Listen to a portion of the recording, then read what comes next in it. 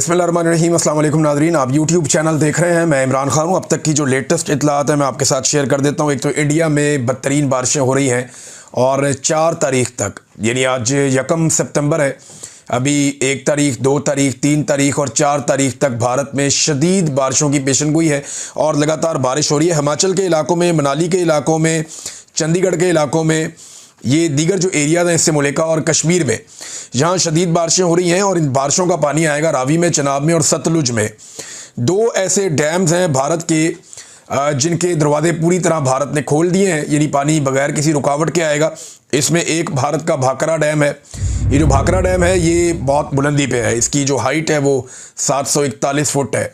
ये शायद भारत का सबसे बुलंद डैम यही है। तो यहाँ से पानी बहुत फ्लो के साथ बहुत तेज़ी से पाकिस्तान की तरफ आएगा और ये पानी दाखिल होगा दरियाए सतलुज में।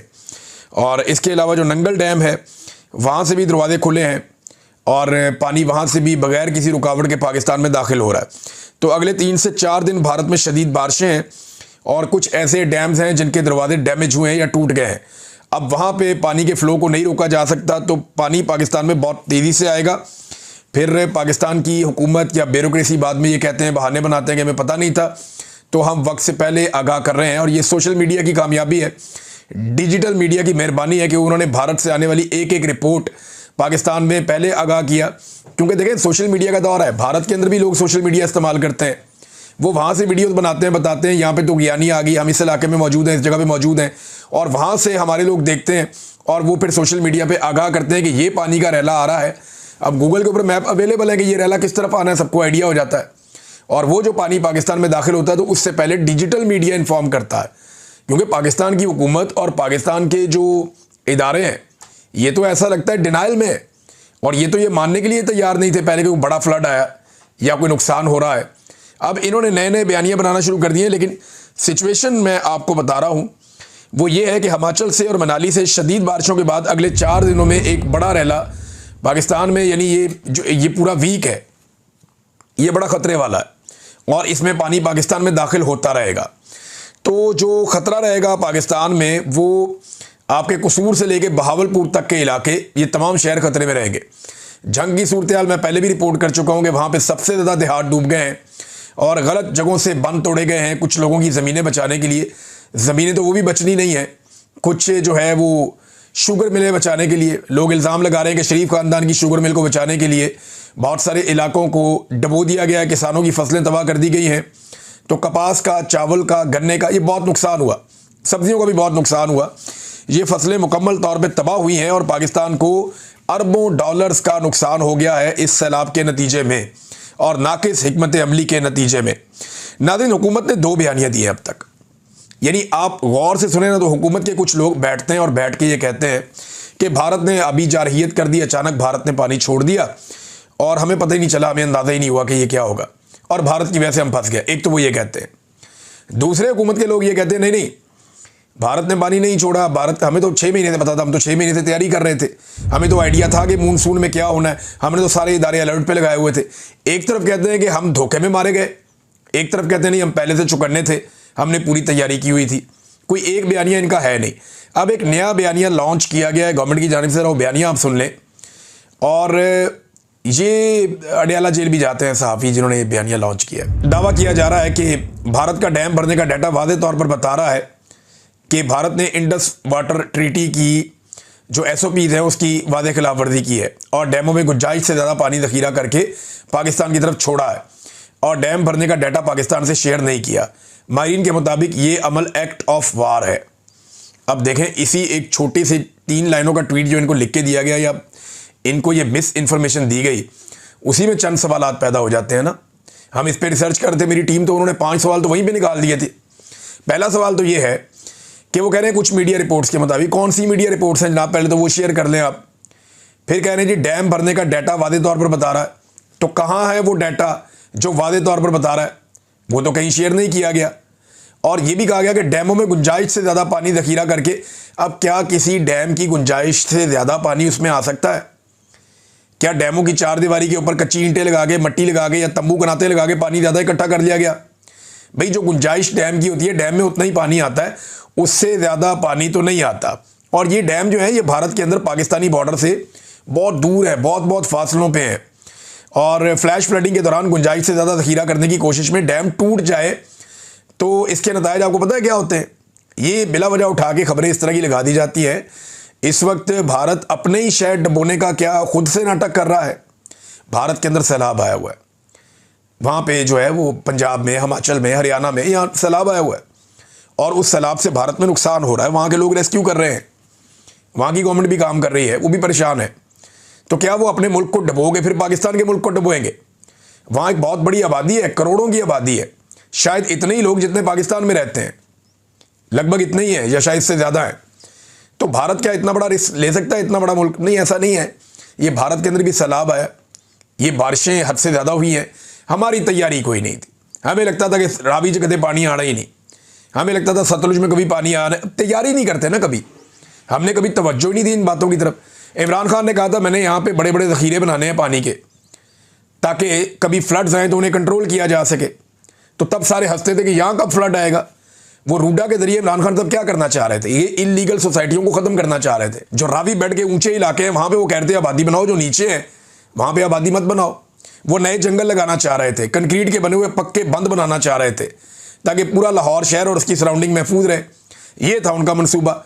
उनके जाने के बाद अंधाधुंध इन्होंने बांट दिए रेजिडेंशियल सोसाइटियों को एनओसीज, और उसके नतीजे में देखें क्या हुआ। आपके सामने ना जो कुछ हुआ तो वो इन्होंने किया है ना। तो अब जनाब ये बयानियां बना रहे हैं कि डैम भरने का डाटा पाकिस्तान ने शेयर नहीं किया। पहली लाइन में कह रहे हैं कि डाटा ये बताता है, अगली लाइन में कह रहे हैं कि डाटा ही शेयर नहीं किया। तो फिर अगर शेयर नहीं किया तो वो कौन सा डाटा बताता है? ये अजीबो गरीब चीज़ें की जा रही हैं। एक्ट ऑफ वार है, माहरीन कह रहे केड़ा एक्ट ऑफ वार है भाई? बारिश ज़्यादा हो गई है, वो ज़रा आपसे बेहतर मैनेज कर रहे हैं चीज़ों को, आपसे नहीं मैनेज हो रहा। उन्होंने बेशुमार डैम बना के पहले ही पानी जमा किया हुआ था, अब वो पानी निकाल रहे हैं और आपको तकलीफ हो रही है। मैं ये नहीं कह रहा कि भारत पाकिस्तान के साथ कोऑपरेट कर रहा है, मैं ये कह रहा हूं कि पाकिस्तान के साथ कोऑपरेट नहीं कर रहा। भारत से आप क्या उम्मीद करेंगे? अच्छे की उम्मीद आप उनसे कैसे कर सकते हैं? अभी आपने उनके तैयारे गिराए तो वो आपको प्रसाद तो खिलाएंगे नहीं। तो आपको तो अपने आप से उम्मीद रखनी थी, तैयारी करनी थी। टके की इनकी तैयारी नहीं थी। हालात क्या हैं मैं ज़रा आपके साथ यहाँ पर शेयर करता हूँ।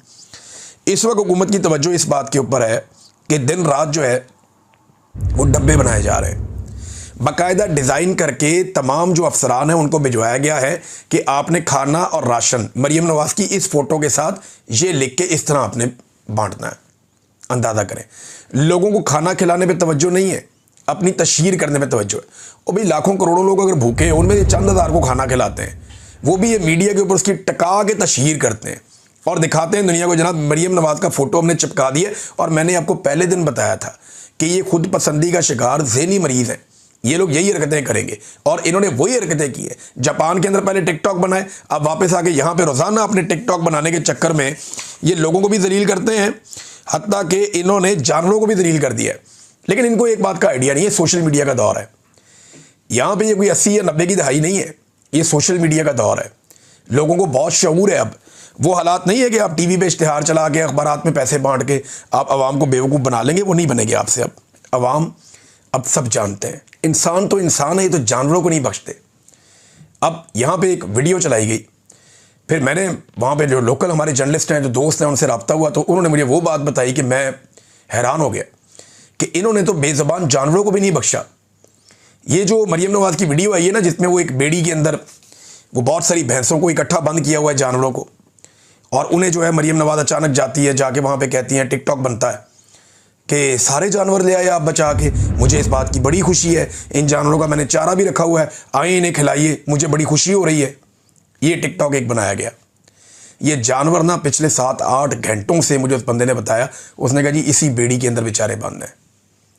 ये बाकायदा जानवर इकट्ठे किए गए और पुलिस ने डंडे मार के इकट्ठे किए, फिर ये जानवर भरे गए इस बेड़ी के अंदर, फिर ये बेचारे भूखे प्यासे जानवर सारा दिन इस बेड़ी के अंदर मौजूद रहे जब तक मरीम नवाज़ पहुंच नहीं गई।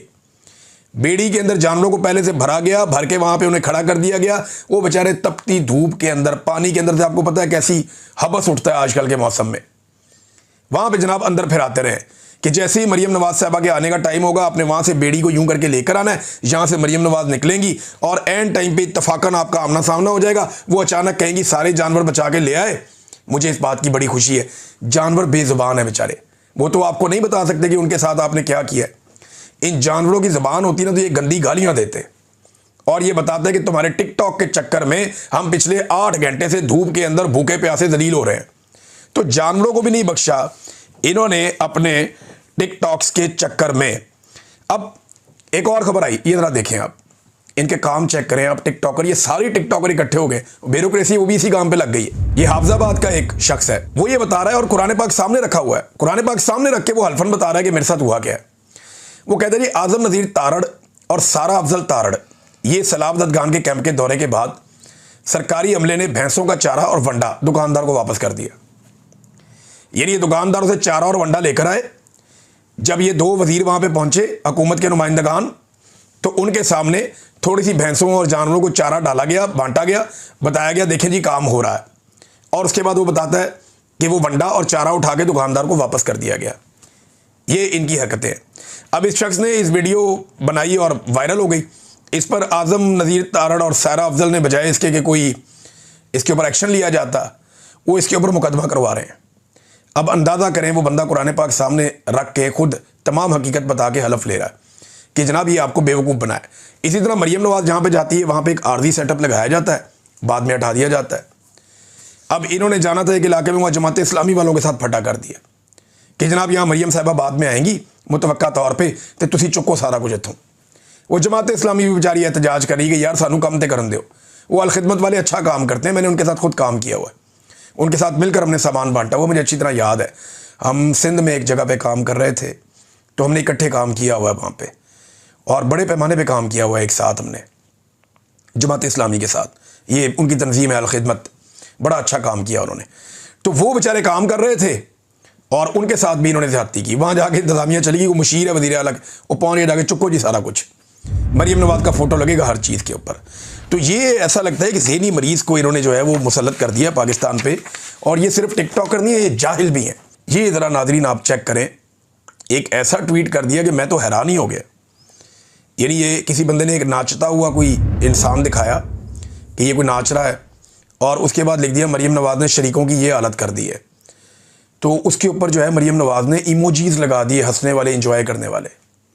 और पाकिस्तान में सैलाब आ गया, पंजाब डूब रहा है, 20 लाख से ज़्यादा लोग बेघर हो गए हैं, 1 करोड़ के लोग करीब जो है मुतासर होने वाले हैं। तमाम बड़े ज़िलों के अंदर हालत ख़राब है, सूबे के अंदर फसलें डूब गई हैं, जानवरों की लाशें पानी में से निकल रही हैं, दर्जनों अफराद अब तक यहाँ पे जाँ बहक हो चुके हैं। 2 महीने के अंदर अब तक 1000 के करीब पाकिस्तान की हलाकतें पहुँचने लगी हैं, जो पूरे पाकिस्तान में सैलाब से हुई हैं। और ये औरत उस सैलाब को लेकर एक 3rd क्लास आदमी के ट्वीट के ऊपर, नाचने वाला बंदा उसने पता नहीं कोई लगाया हुआ अजीबोगरीब, उसके ऊपर ये इमोजीज बना के इंजॉय कर रही है। यार ये इनकी मेंटेलिटी है। ये जाहिल लाकर पाकिस्तान की मिलिट्री एस्टेब्लिशमेंट ने पाकिस्तान पे मुसल्लत किए हैं, जो लोगों की लाशों का मजाक उड़ाते हैं। मुझे अच्छी तरह याद है, मुझे इस वाक़े से, इस ट्वीट से एक ही चीज़ याद आई, एक ही चीज़ याद आई कि जब शहीद अरशद शरीफ शहीद हुए थे ना, जिस दिन, उस दिन बाप बेटी ने केक काटा था। मैं वो वीडियो भूलता ही नहीं आज तक। 2 चीज़ें मैं कभी नहीं भूलूंगा। ये बाप बेटी वहाँ पे केक काट रहे थे जब पाकिस्तान का बेटा शहीद हुआ था, जिससे पूरा पाकिस्तान प्यार करता था, और जो ट्वीट किया उसकी लाश को दिखा के उसकी मैयत का जो मजाक उड़ाया, मैं उसको कभी नहीं भूलूंगा, इन्हें भूलने भी नहीं दूंगा। ये बड़े सफाक लोग हैं। ये अवाम सैलाब में डूब रहे हैं और ये अपनी इंजॉयमेंट कर रहे हैं। वापस आके तालियां बजाते होंगे, एंजॉय करते होंगे, ये कैसा टिकटॉक बना है मैडम, ये चेक करें, वो चेक करें। जो ड्रामे इन्होंने कर छोड़े, सारा रेस्क्यू इनके चक्कर में पड़ा होता है, सारी ब्यूरोक्रेसी इनके चक्कर में पड़ी होती है कि जनाब हमने वो जाली सीएम को लेकर आना है, लिहाजा उसके टिकटॉक का बंदोबस्त करो, बाकी सारा काम छोड़ दो। अब इदारे भी ये बात जानते हैं कि इनके टिकटॉक ही है और कुछ भी नहीं है। उन्हें भी आइडिया है कि टिकटॉक इनका बनवाना है अच्छा सा, जब ये आए इनका अच्छा सा टिकटॉक बनवाओ, ये वापस जो है सामान चुक के वापस करो, ताला लगाओ। और यही काम हर तरफ हो रहा है और हम होता हुआ देख भी रहे हैं। अब नादरीन, जहाँ पे कुछ और ख़बरें हैं मेरे पास इसी से रिलेटेड, कि एक बहुत बड़ी कंपेन मीडिया की अब लॉन्च की जा रही है। मेरी इत्तला के मुताबिक ये हुकूमत इस वक्त अरबों रुपया खर्च करने जा रही है पाकिस्तान के इलेक्ट्रॉनिक और प्रिंट मीडिया के ऊपर। इवन ये सोशल मीडिया पे भी अब पैसा खर्च करेंगे। कंपेन ये लॉन्च करने जा रहे हैं कि जैसे ये हुक्मरान हीरोज़ बन गए हैं और बहुत अच्छा काम कर रहे हैं, इन लोगों ने कमाल कर दिया है, इनके जापान के दौरे, अभी ये चाइना का दौरा शहबाज शरीफ का, ये सारी चीज़ों को इकट्ठा करके ये एक बहुत बड़ी मीडिया कैंपेन लॉन्च करने जा रहे हैं ताकि सैलाब की तबाहकारियों पे पाकिस्तान का मीडिया अपना मुंह बंद रखे।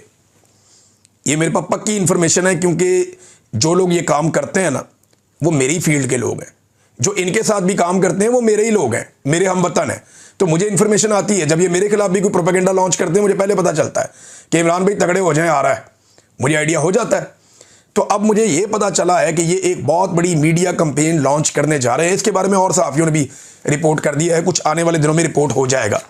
मेरी पाकिस्तान के जो डिजिटल मीडिया के हमारे सहाफ़ी हैं, जो इस वक्त पाकिस्तान के तमाम मीडिया पर हावी हैं और वो बढ़ चढ़ के काम कर रहे हैं अपनी जान खतरे में डालकर, मेरी उनसे गुजारिश है, सोशल मीडिया के जो वॉरियर्स हैं, मेरी उनसे गुजारिश है और साफ साफ मैं आपको बताऊंगा कि आपने इंतहाई महदूद वसाइल में इनका प्रोपेगेंडा आपने बेनकाब करना है, इनका आपने मुकाबला करना है।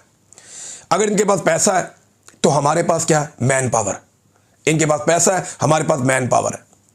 ये लालच के जरिए काम करते हैं, हम हिम्मत के जरिए काम करते हैं और हक के लिए काम करते हैं। इनके पास ताकत है तो हमारे पास दिमाग है, इनके पास वसाइल हैं तो हमारे पास आइडियाज़ हैं, इनके पास हुकूमत है तो हमारे पास जुल्म का सामना करती हुई आवाम है बहुत बड़ी तादाद में, इनके पास प्रोपेगेंडा है तो हमारे पास हक़ाइक़ और सच्चाई है। वो ताकत, पैसा और इख्तियार इस्तेमाल करेंगे, हम हक और सच को अपना हथियार बनाएंगे। इनका भरोसा और इन्हिसार मिलिट्री एस्टेब्लिशमेंट पर है और हमारा भरोसा अल्लाह रब्बुल इज़्ज़त पर है।